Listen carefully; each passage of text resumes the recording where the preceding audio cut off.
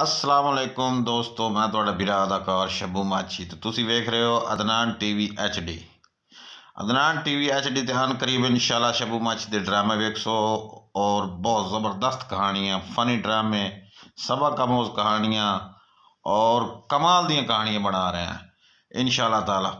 और तुसी इस चैनल का विजिट करो, इस चैनल नू लाइक करो, सबसक्राइब करो, अच्छे अच्छे कमेंट्स किते करो ताकि पता लगे कि केड़ा एक्टर कितना अच्छा काम कर रहा है। ये तुसी सानू कमेंट्स करेंदे हो ना, असी वो पढ़ के मुड़ तुहानू रीप्ले भी करेंदे होंदे आ ताकि सानू पता लगे केड़ा केड़ा साडे नाल कितना प्यार करेंदा है और कित्थों लाहौर तू कर रहा है, कराची तू कर रहा है, इस्लामाबाद तू कर रहा है। लिहाजा मेरे प्यारे भाइयों, मेरे पाकिस्तानी भाइयों और मेरे गैर मुल्की भाइयों, तमाम नू इल्तजा है कि इस चैनल का विजिट करो, इनू सबसक्राइब किया करो, लाइक करता करो।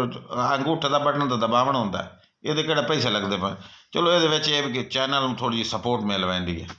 पाकिस्तान जिंदाबाद।